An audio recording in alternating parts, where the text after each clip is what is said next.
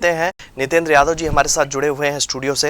नितेंद्र जी, आपका भी स्वागत है जेएमडी न्यूज पर। परिवर्तन की राजनीति का आरोप लगता हुआ नजर आ रहा है। सत्ता पक्ष कह रहा है कि ठीक है, अब समाजवादी पार्टी को समझ में आ गया है कि सनातन के बिना उनका उद्धार नहीं हो सकता, इसलिए हमारे बनाए हुए रास्ते पर वो चलते हुए नजर आ रहे हैं। कह रहे हैं कि अखिलेश यादव के मिजाज बदल गए हैं, सॉफ्ट हिंदुत्व की राजनीति को वो फॉलो कर रहा है पीडीए के साथ में, और सामाजिक संतुलन साधने की कोशिश करते हुए नजर आ रहा है, लेकिन सफलता नहीं मिलेगी। जी धन्यवाद शोभित जी, महत्वपूर्ण चर्चा है। मैं शुरुआत ही करना चाहता हूँ भारतीय जनता पार्टी के हमारे साथी जिन्होंने बिल्कुल याद दिलाया कि सबको बोलने का अधिकार है, कोई कुछ भी बोल सकता है, और कांग्रेस पार्टी के लिए बोला था अखिलेश जी ने कि वो चालू पार्टी है। बिल्कुल ठीक बात है। बहुत लोग बहुत कुछ बोल जाते हैं, जैसे कि ओम प्रकाश राजभर बोल रहे थे कि योगी और मोदी देश के नंबर 1 के झूठे बेईमान हैं, योगी को हम वहाँ भेज देंगे जहाँ पर वो भीख मांगने की ट्रेनिंग दी जाती है। ये संजय निषाद वही बोल, अरे भैया मेरे आपके चच्चू ने भी कहा था। अरे यार, मुंह में बीमारी है क्या? थोड़ी देर सुन लो, 1.5 घंटे से सुन रहा हूँ मैं आपको। अरे पागलपन की बातें क्यों करने लगे? पागल हो गए? राघवेंद्र जी क्या बेवकूफ आदमी डिस्टर्ब करेंगे। ठीक है राघवेंद्र जी, अब सुनिए राघवेंद्र जी, आप हमारे साथ जुड़ते रहते हैं। बंद कराओ राघवेंद्र जी, 1 मिनट। नितिन जी, समाजवादी पार्टी, ठीक है नितिन जी। राघवेंद्र जी अब सुनिए। अरे बलात्कारियों की पार्टी है तुम्हारी भारतीय जनता पार्टी, तुम खुद बलात्कारी हो, तुम्हारे ऊपर बलात्कार का मुकदमा है। अरे तुम लड़की छत पर पकड़े जाते, 3 रात तुम्हारे पैर, हमने देखा था अपनी आंख से, हम तुम लड़की छेड़ रहे थे। तिलक वाले, तिलकिया लड़की छेड़ रहा था तुम्हारे से राय पे। नितिन जी रुक जाए। अरे नितिन जी प्लीज नितिन जी, निवेदन है मेरा, निवेदन नहीं ठीक है, निवेदन है मेरा, इस तरीके से नहीं।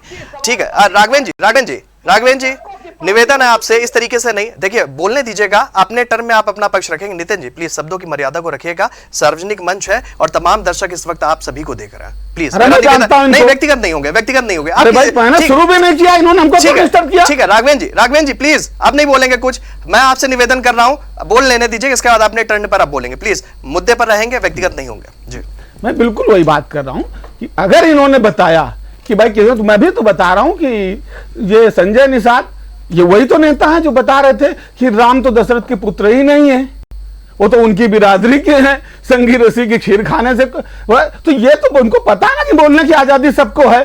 सोनेलाल पटेल क्या बोलते थे ये सबको पता है। तो ये सब लेकर के तो बैठे हैं ना वो जाल मिला करके, इसलिए ये ना बताएं कौन क्या बोल रहा है। मैं बता रहा हूं कि कौन क्या बोल रहा है। समाजवादी पार्टी ने नहीं कहा था कि चोरी हुई है, भारतीय जनता पार्टी के लोगों ने कहा था चोरी हुई है, और 5 तारीख को बरामदगी भी कर ली थी ट्रस्ट के लोगों ने। फिर ट्रस्ट के लोगों ने एफआईआर क्यों नहीं कराई थी?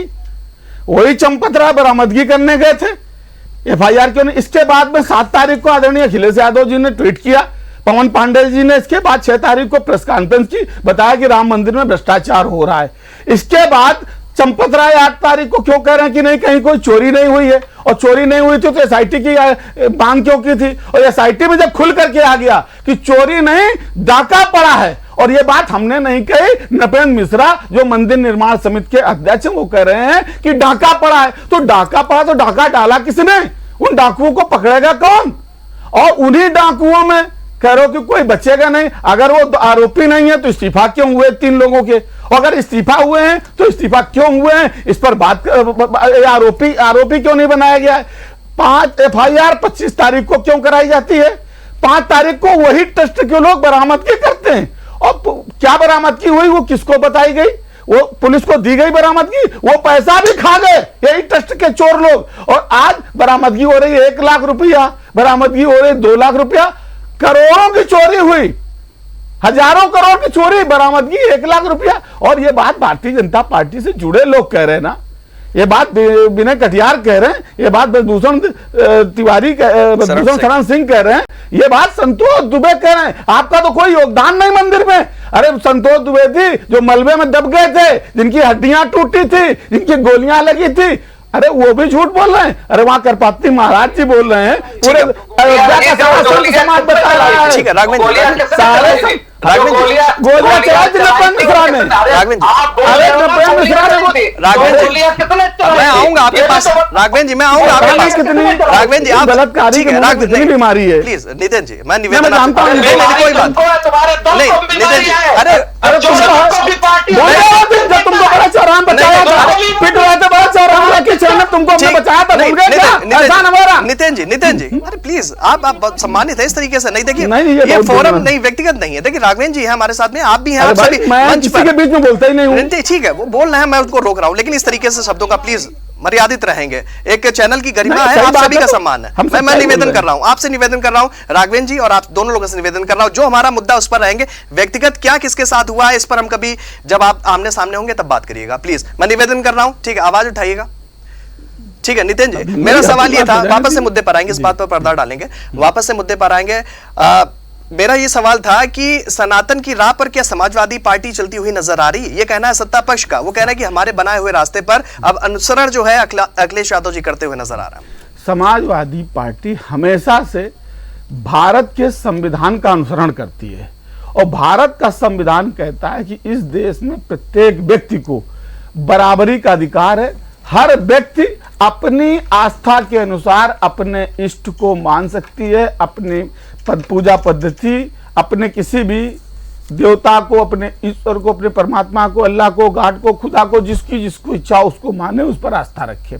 समाजवादी पार्टी के मुखिया हमारे नेता आदरणीय अखिलेश यादव जी, वो सनातन भी नहीं, हिंदू भी नहीं, वो वैदिक परंपरा को मानने वाले व्यक्ति हैं। और वैदिक परंपरा में बहुत सारे मतपंथ संप्रदाय हैं जिन पर चर्चा करूंगा तो कई घंटे बीत जाएंगे। उसमें शैव, वैष्णव, गिरी, पुरी, दंडी, सन्यासी, नागा, निर्माणी, बहुत सारे पद। और इस शैव में अगर आ जाइए तो 7 अखाड़े शैव के हैं, फिर आ जाइए वैष्णव में तो 3 अखाड़े वहां पर है, फिर आ जाइए जो हमारे बीच के अखाड़ा वगैरह हैं यहाँ पर आ जाइए तो 13 अखाड़े, तो इनमें आपस में मत भिन्नता है। लेकिन क्या वो ईश्वर को नहीं मानते हैं? सबके रास्ते अलग हो सकते हैं। इसलिए समाजवादी पार्टी तो आज से नहीं, नेताजी अपने जीवन काल से, जब भारतीय जनता पार्टी वाले राम जी का नाम भी नहीं जानते होंगे, तब हनुमान जी की प्रतिमा स्थापित की थी सैफई में, उतनी बड़ी जितनी बड़ी दिल्ली के झंडे बलान में है। इनको पता ही नहीं है। और हमारे नेता ने तो स्वयं इतना बड़ा अपने पैसे से, अपने साथियों के सहयोग से, अपने कार्यकर्ताओं से इतना बड़ा केदारेश्वर का मंदिर बनाया। हम तुष्टीकरण करने वाले लोग, तुष्टीकरण करने वाले वो लोग जो धर्म को धंधा बनाते हैं और लूट के खाते हैं। अरे हमने धंधा थोड़ी ना बनाया है। अरे जिसको मस्जिद बनानी वो मस्जिद बनाएगा, गुरुद्वारा बनाना है गुरुद्वारा बनाएगा। सिख संगत के लोग हैं। आज ही हमारी पार्टी कार्यालय में इतना बड़ा सिख का सम्मेलन हुआ आदरणीय अखिलेश यादव जी के नेतृत्व में। ठीक है, दोबारा से प्रतिक्रिया ले लेना, काफी देर से